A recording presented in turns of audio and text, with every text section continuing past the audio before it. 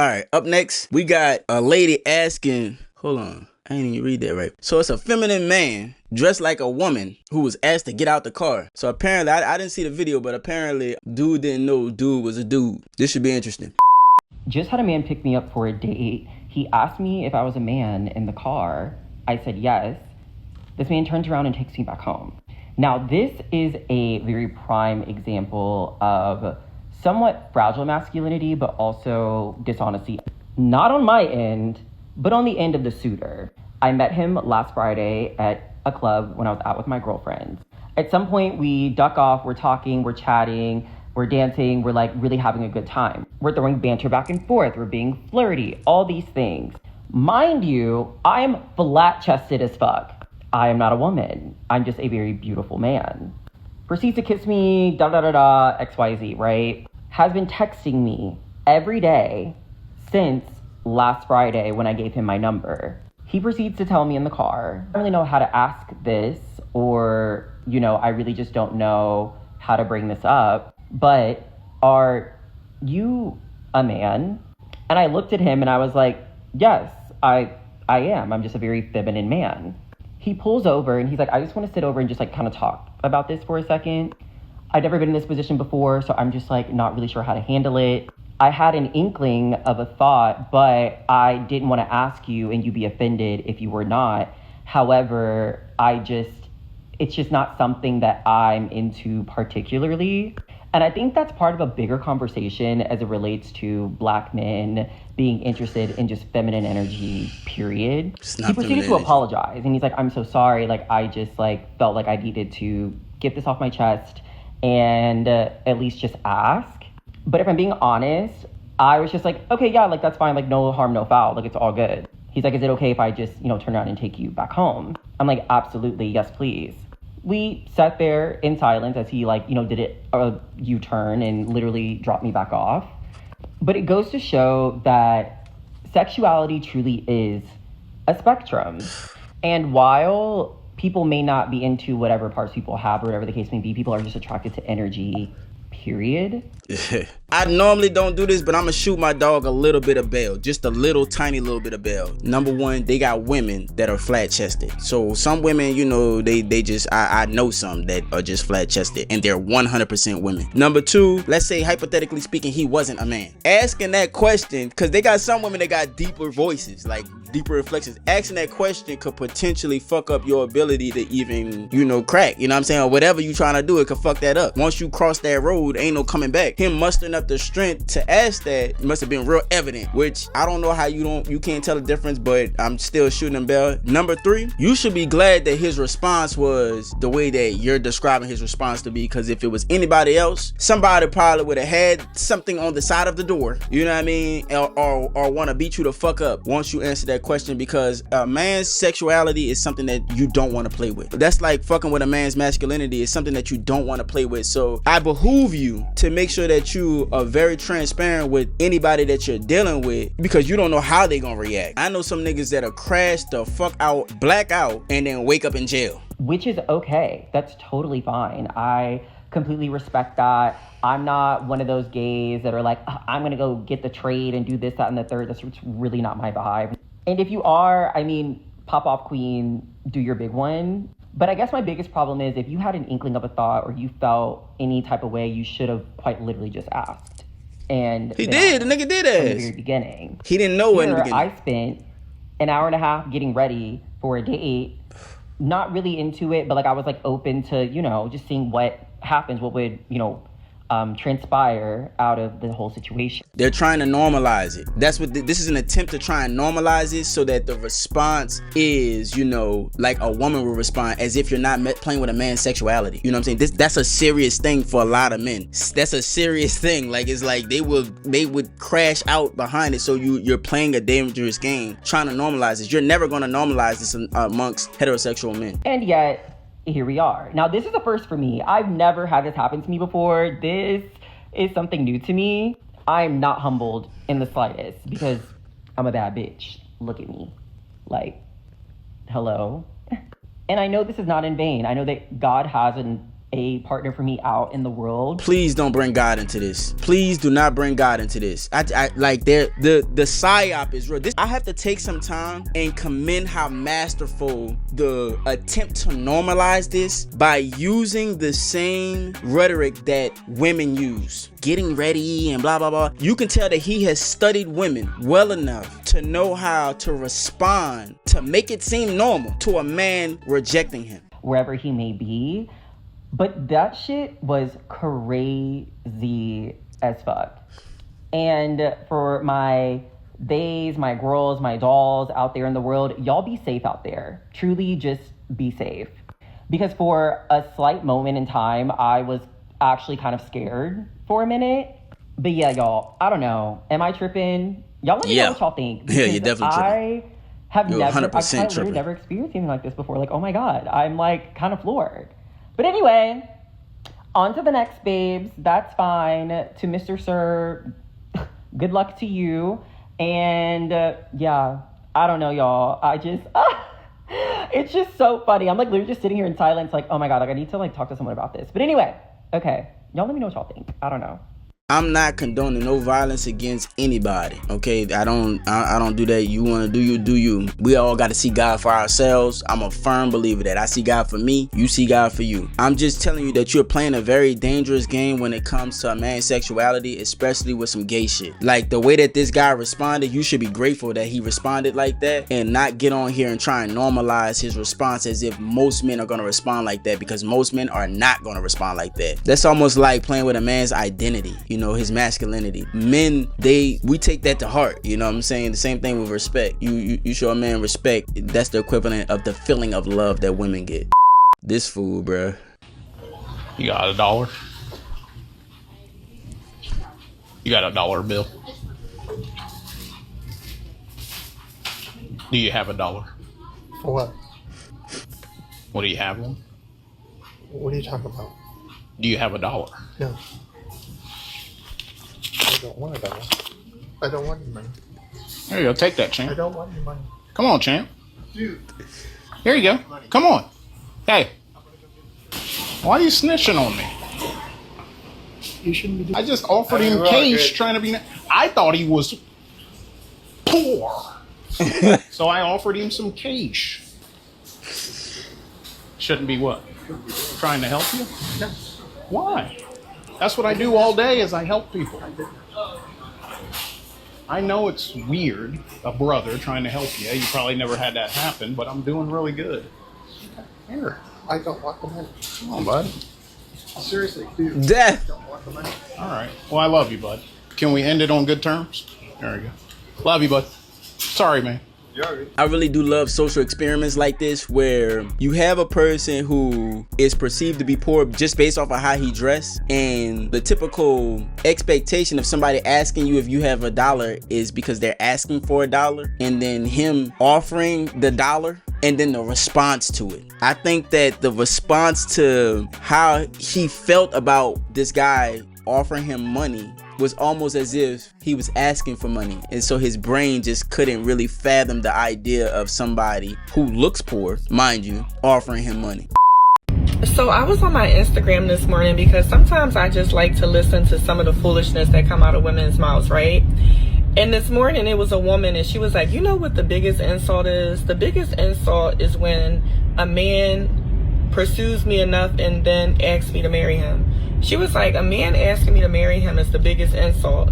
And then she starts going down as to why it's the biggest insult. She's like, it's the biggest insult because you thought that you was going to cheat on me for the rest of our lives, and I was going to still cook, clean, give you what you want, and cater to you. She was like, nah, I'd rather jump from man to man. And this right here is why this generation is messed up the way that it is, with mentalities like that. Because why do women want to be men so badly? Why do you want to be out here just dating, jumping from man to man and getting dogged out? You know why? Because y'all really think y'all are men. Y'all think that because men do it, then women can do it too. But the thing is, the more men that you sleep with as a woman, the more men that you have kids with and not married, it just brings your value down. But it does not bring a man's value down. And that's what y'all just don't seem to understand. So until these mentalities change, the dating market is going to continue to be messed up. And guess what, boo-boo? Women that think like you, a man don't want to marry anyway because y'all sound crazy. Yeah. And y'all not wife material. That's a fact. It's disgusting. It's really more about control. What women want is control. And so to be in that space, she probably had a heart broken before and refused to feel that again. But to be in that space means that you have to relinquish control to that man that is probably the most precious to you. Certain things of like trusting and, you know, depending and relying on. To some women, it's horrifying. You know what I'm saying? It's devastating. Came back with a clap on it. She was like, bow, bang, how? What the fuck is you doing? What? You don't do that shit. It's a music video. No, man, you don't do that bullshit in no damn music video. All right, come on, start it over. Shit. I'm just saying. Just sit in the damn background, man. Sit in the damn background. All right. 3, 2, 1. I came back with a clap on it. She was like, bow, bing, how? What's wrong with that one? That was a good one, man. That was a good one. It wasn't no motherfucking good one. Nigga, what the fuck is you flying for? Nigga, I'm saying, like, we going places with this rap I shit. ain't going no damn where. You ain't rapping. With this rap shit. Sit in the back. It's your last chance, bitch.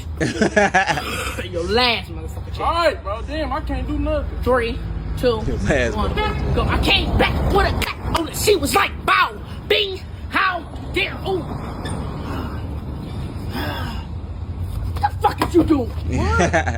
I watched a couple of their Instagram posts, and the one that was doing the background dancer, that's the older brother. You could tell they half brothers, just like me and all my siblings. Though none of us look alike, but you know, they still my siblings. And the relationship they have reminds me of that. That and my cousin. You know what I'm saying? The relationship they have is a very, a very realistic relationship between two siblings. Well, as y'all can see, I'm back home from a job that I just started today. Sound like she from Baltimore. Today, within hours. I'm just a girl. And can y'all believe I tried to do construction work? Oh, really? Oh, I'm gonna throw up thinking about it. Like, I'm a lady. What was I thinking? I'm out here, this nigga told me to pick up these bricks, right? That was next to the curb or whatever. He said pick it up. Nigga, I can't. What the fuck do you mean pick it up? Nigga, literally. You pick it up. Be a fucking man. The fuck? I'm just a fucking lady. Like, you don't know how to be a gentleman around this bitch? Hell no. Alright? Then, why do we have to wear boots in 90-degree weather? Like, no, what's going on around this bitch? I just don't understand why we wear these long ass fucking boots. They're actually pretty fucking heavy on my fucking feet. So, I tell him, like, yeah, but I'm not gonna lie, I can't pick it up. Like, it's too heavy. Like, he's like, yeah, I know stuff be heavy all the time. Like, if you just squat down and pick it up with your hands, but use your legs. I know y'all heard the beat. I know y'all heard the goddamn beat. Rewind it like 2 seconds. You gonna hit a beat. That's how you know ain't no man now. Up. I said, nigga, I can't. Do you see? I'm a girl, nigga. You talking bricks? Bro, like, what the fuck? Do I look like a man to you? Okay. Maybe I do, but do I sound like one? Do these titties look like a man? No. You see this ass? And you told me to pick up some motherfucking bricks? Nigga, no. I'm out of here. I'm just a fucking girl, and I can't in my senses. Like, nigga, that job just not for me, nigga. So, as y'all can see, it is 11 a.m. I went in at 10. No, I went at 9:30. Fuck construction There it work. goes. I ain't gonna lie, I did go on her Instagram page to see what the ass looked like. I couldn't find no pictures to just get a view because she wear a lot of baggy clothes. Cause I was curious, I ain't gonna lie. But this is what I'm trying to tell y'all, man. Let martial law happen. You're gonna start to see all these feminists, these raging feminists, they gonna immediately get back into their normal gender roles. Them they, thems, and I don't know what I am's is gonna know exactly what they are. Because when it's time to really put in work, I'm talking about man work, trust me. Yeah, I know I grew this beard out. That's because I've had my hormone medicine for the last 20 years, but I don't have man strength, you know. I'm a berry picker. You know what I'm saying? That you gonna see. This is a prime example.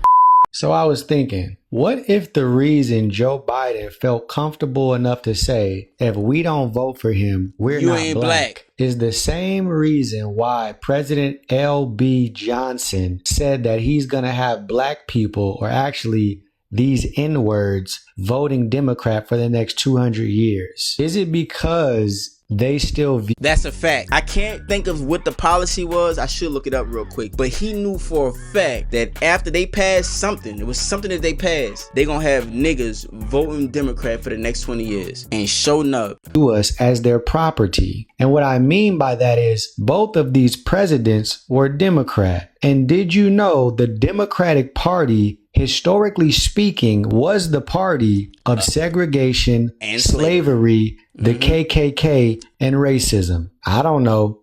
But once I find enough dots, I start connecting them. Many whites who are trying to solve the problem, but you never see them going under the label of liberals. That white person that you see calling himself a liberal is the most dangerous thing in the entire Western Hemisphere. He's the most deceitful. He's like a fox. And a fox is always more dangerous in the forest than the wolf. You can see the wolf coming. You know what he's up to. But the fox will fool you. He comes at you with his mouth shaped in such a way that even though you see his teeth, you think he's smiling. The Great Awakening is happening, you feel me? And I'm gonna tell you, look, all of y'all that's telling the truth right now, that's spreading the word for what it is and waking your people up, yes, they're gonna admonish you. Yes, they're gonna try and be upset about it. But change is painful, change is work, and most people are averse to that. But that is the duty that you have as a truth teller. You keep on telling the truth and keep waking your people up. It's time for us to stop being slaves to a political party. Oh, I love these right here. This is about to be good. Never give up. Keep your head up high, even through hard times. We are here for you. When times get harder, you can depend. You know it's your woman when she give you that look where it's like, nigga, calm it the fuck down. You ain't really that real. You're putting a little bake on it, nigga. I know you. I done seen you naked. On us. Just never give up. Who's that for? Say something motivational, babe. Who's that for? Keep God first. Make sure you never give up, like how he said, and just keep striving and just keep going for what you want to go. That's a good black woman. You will get there and you will succeed as long as you put in the work and the effort. We love you. Never give up. This is for my ex. Who's it for? She's going through hard times right now. And she just needs some motivation. Well, guess what? She gonna stay through the hard times because this video is about to get deleted because we don't give a fuck about her and we don't care. And you keep testing me every single time. The moment I find out that you are talking to your ex, it's gonna be some real consequences and you are gonna be packed outside with your bags. It's not. It's deep. It's deeper than the ocean. Bruh, I just had a flashback. I'm not even lying. I just had a flashback. If you could get her that mad, that's how you know she love you. Stop playing with me. Find someone else to play with. Because I'm not the 1, 2, 3, 4, or the 5, or the 6, or the 7, or the 8, or the 9, or the 10. Never give up. That's how you know she love you, dog. Sometimes, I just try to get under her skin just to see if I could. And sometimes it worked too good. You know what I'm saying? She be, but she love you. That's why. Keep this in mind. I don't think you're a proper representation of the masculine black man. Damon Dash is not some political radical. He's not pushing ideology. He's simply speaking the truth and common freaking sense. Yeah. Okay, let me ask you this. Do you know how many times Donald Trump filed?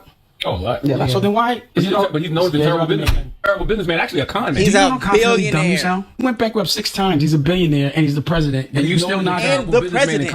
Are you known as a good businessman?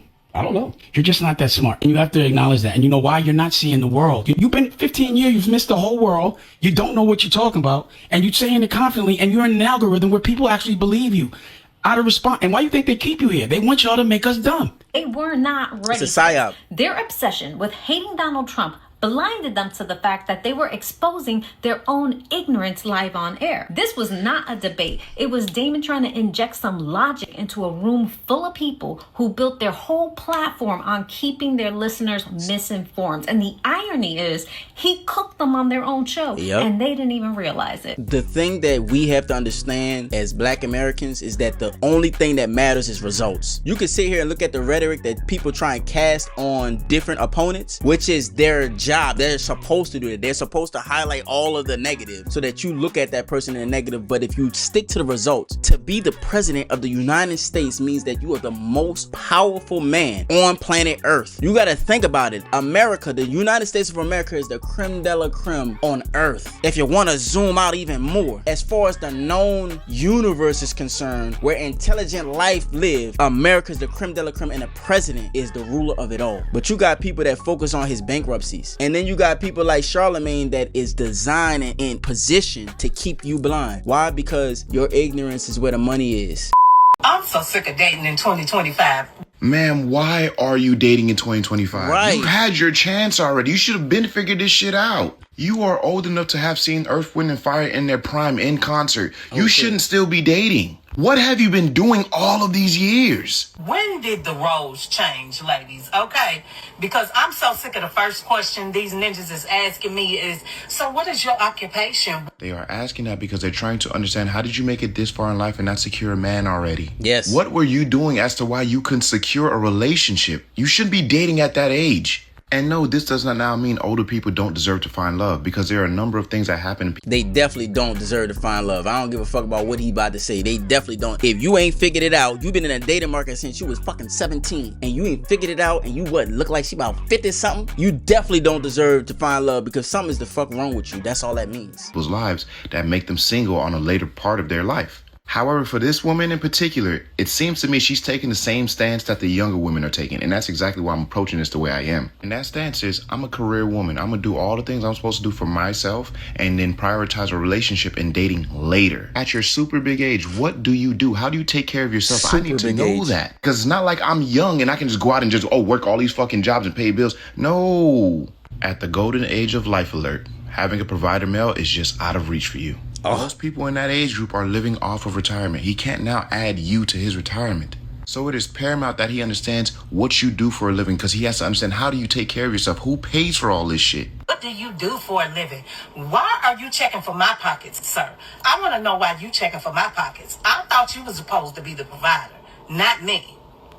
Provider? Everything has been provided for. You are in the fourth quarter of your life. What more do you need? You should have everything already. The stage you are in your life, you should have had the kids, the cars, the house, the trips, and all that material shit that y'all deem to be valuable for a relationship. Shit, hell, your kid should have been grown already at that point in your life. And since you want to bring gender roles up, it's not like you can have kids for him. And why do y'all always assume just because a man asks what you do for a living, you're thinking, he wants me to take care of him? No, I just want to know, what the fuck do you do for a living? This take is weird no matter who says it, whether it be an older woman or an older man. At that point in your life, what do you mean you're still out here dating? What the fuck have you been doing with your life? It's no different from seeing a much older guy in the club still trying to get at the young girls. The first thing you think is, number one, what are you doing here, bro? You had your chance. And why haven't you secured a relationship? Why are you here? No. And the only logical thing that would make sense to me is, I've been building a career. Okay, well, what do you fucking do? Because it has to make sense as to why you couldn't secure a relationship. Or something tragic has happened that has prohibited you from getting a relationship or keeping a relationship. And even then, your dating preferences have to be adjusted to the dating market at hand. It would be quite delusional of you for you to believe the things that you were obtaining when you were young and in your prime, you can obtain now. That's not how this shit is gonna fucking work. But you know what? I know they ain't gonna listen to me. I'm just a normal guy. Y'all keep the change. I definitely could respect his mind. I understand some of what he's trying to say, but there's a few things that I disagree with. Number one, men and women, their sexual dating market value is different. Women have their sexual, the most access and the most command of the sexual dating market early on in their lives. That's when they're supposed to secure a man. Now, they've been brainwashed into thinking that they can get a career and a man with lower sexual dating market, but their age very much plays a huge part in that. A man, however, his sexual dating market command usually comes later in life. He has to develop resources and build himself up to be somebody that's prime. So once he does that, he has his pick of the litter. Most of the guys that are her age don't want her. They want something younger, finer, soft, and feminine, and ain't been battered by the experiences of life and working. That's what they want. She, however, is only going to be able to attract men that need her. So the question of how much you make and what do you do, that's going to be very relevant for her age. You have to bring something to the table. This notion that women have that they just come and bring nothing to the table, that's dead. You either going to be able to bring youth, looks, and children, or a resource. You need to pick which one you want to bring, because time is finite and women age like milk. I ain't gonna lie, Cooley cooked on this one. Sometimes he hit or miss, but this one he cooked. I have a question. Yes. What are you looking to gain with this podcast? What's the purpose? Like, what drove you to be like, hey, I want to do this? One, the main goal and the purpose of the show, if we can make a distinction, right, between good and bad, if we can make a distinction between men and women, it would get people closer to the truth, because God made the world off of distinctions. You got dark, you got light. You got bad, you got good. You got right, you got wrong. You got truth, you got lies. You got men, you got women. And currently right now in 2025, these distinctions are being diluted and conflated and twisted and inverted, where men now don't know their duties. They're more effeminate. Women are more masculine, more non-compliant. They think that they're equal to a man. So we no longer have these distinctions. And if you don't have a distinction, you think people are the same, it creates chaos and destruction. So this podcast is to wake people up to the differences of men and women. And actually, by pointing it out, is to get people closer to God.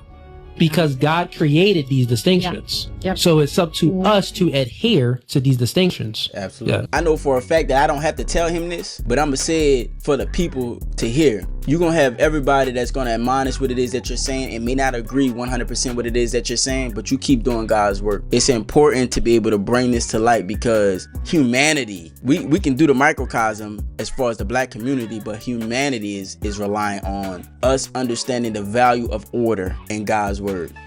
Everybody shut the fuck up. Hey, shut the fuck up. Let me tell you something right now. If you made it this far, check out the video we just did where the ICE agents have hit Chicago. And now there's a narrative that they're trying to arrest black people, but guess who has something to say about it? Black people. Check it out right here.